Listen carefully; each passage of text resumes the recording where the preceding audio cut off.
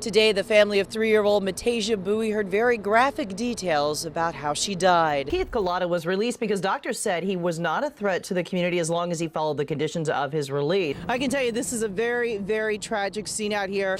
We have confirmed that 3 children were hit by a county bus. I am told that those 3 children were crossing Fond du Lac when they were struck by that bus. One of those children, believed to be a 7-year-old boy, did die here at the scene. 2 others were injured. We are now 3 hours into this tactical situation. Take a look behind me. You can see Milwaukee police along with West Allis police. The tactical team is right now surrounding a home. Sources are telling me that a man robbed Chase Bank at 76th in Oklahoma around 2:30.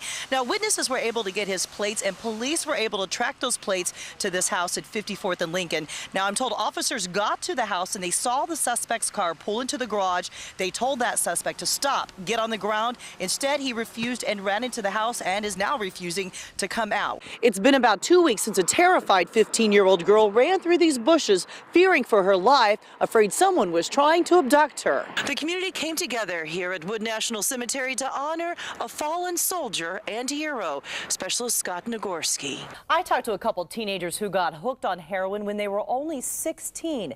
They both were good students, active in school, and both came from good homes in Ozaukee County. Yet heroin destroyed their lives and their families. In some quiet, peaceful communities, there are deep, dark secrets some families keep.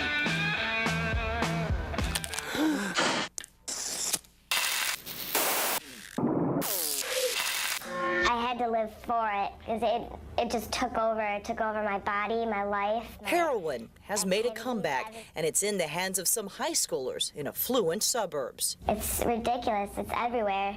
It's like right now, it's the rich kids' drug. This 18-year-old girl goes to a prestigious high school in Ozaukee County and started using heroin when she was just 16 years old for fun. Her sister's boyfriend got her hooked.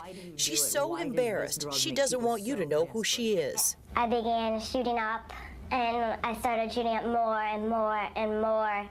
And I was up to like $200 a day, just, you know, stealing, cheating, lying, anything.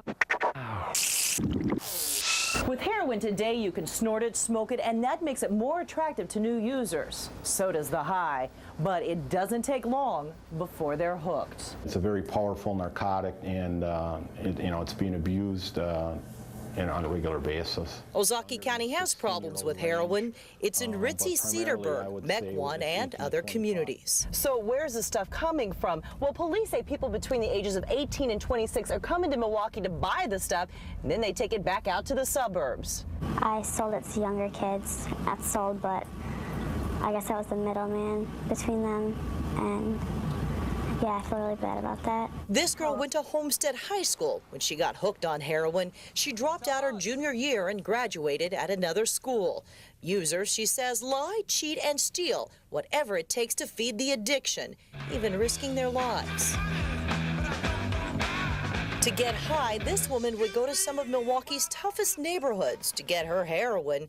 She'd run from cops, hide under porches, have guns pointed at her. You were a straight-A student, you were active in school. Next thing, you've got guns pointed to you, and you're putting your life at risk to get this drug. I wasn't even thinking about anything else but drugs. And heroin's not just a problem for upscale Ozaukee County. It's spreading throughout southeastern Wisconsin, from fast-growing Waukesha and Washington counties to blue-collar Racine County, and making its way up north to the booming Fox River Valley. Once they start using heroin, that's all they want to do is get more heroin. They just live to get through the day to get that high. For that $10 bag, you get a high that can last up to 2 to 3 hours. So, and everybody claims that the high is just supposed to be the best thing in the world. It's the kids that are on the sports teams. It's the kids that are in the activities at school. It's the kids that are making the grades. They're on the honor roll. It's not your typical kid that you would think of. So it's taking us parents by surprise. And it's taking users by surprise, too. It will make you so unhappy in the end. It'll ruin you. Excuse me while I kiss this guy. So what's being done to fight the problem? Local and state police are working together to fight the problem. Much of the heroin sold here is coming from Chicago, New York, and Washington, and making its way into the Milwaukee metropolitan area. Once cops find an addict, they work to find the source that gave them that heroin and bring that dealer down. Police say they are seeing a surprising increase in the number of younger heroin users, most between the ages of 18 and 25. But the primary drug threats for metropolitan Milwaukee and Wisconsin remain marijuana and cocaine, and now heroin is moving in. We are updating two major breaking news stories this morning. The bodies of Purvis Virginia Parker and Quadravian Henning have now been recovered from the lagoon at McGovern Park. We will have team coverage today. Also coming up, we, the jury, find the defendant Andrew Spengler not guilty. 3 ex-cops all acquitted at the Frank Jude Jr. beating trial. How is the city reacting? Welcome back to Live at Daybreak. I am Mike Jacobs. And I'm Melanie Stout. Before we get to all those stories, let's get a quick check on the weather now with Craig Copleen. Craig? Hi, Melanie. The weather looks great to start this weekend. Now back to our two top stories. The search for two missing boys comes to a very sad end. The bodies of Purvis Virginia Parker and Quadravian Henning have been found in McGovern Park. Family members confirmed that to our Ty Milburn live at the park. Now, Ty, you have really been with the family since this all began. What are they telling you today, Ty? I just talked to one of the uncles, and they want to speak out to the public. Left just a lot of people in shock, Mike. Absolutely. A lot of people, entire community, and even a nation watching this story so closely. Ty, thank you so much for that report. Now, the boys were found just a few blocks from the boys' home. Our Russ Kirkpatrick joins us live from McGovern Park. Russ? And Mel, this crime tape that you see here, we're on the south side of McGovern Park. John Bartlett, Daniel Mazarek, and Andrew Spengler were not found guilty on all 4 charges. The jury was deadlocked on one other charge against John Bartlett. The courtroom was packed as the not guilty verdicts were read. Milwaukee District Attorney Mike McCann plans to retry the officer on that one charge, the lesser charge of substantial battery. The officer again is John Bartlett. Lawyers for the 3 former officers say there was not enough evidence to convict their clients. Welcome back to Avante. If you've driven north on I-94 until Milwaukee, you probably noticed something's missing. Wisconsin's largest mural, the Mural of Peace, which stretched across the International Building, was removed last year to undergo a complete restoration.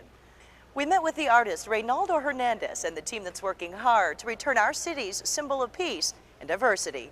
In some parts of the world, the new year has already arrived, but here in America, 2008 won't start until that fancy crystal ball drops in front of hundreds of thousands in New York's Times Square.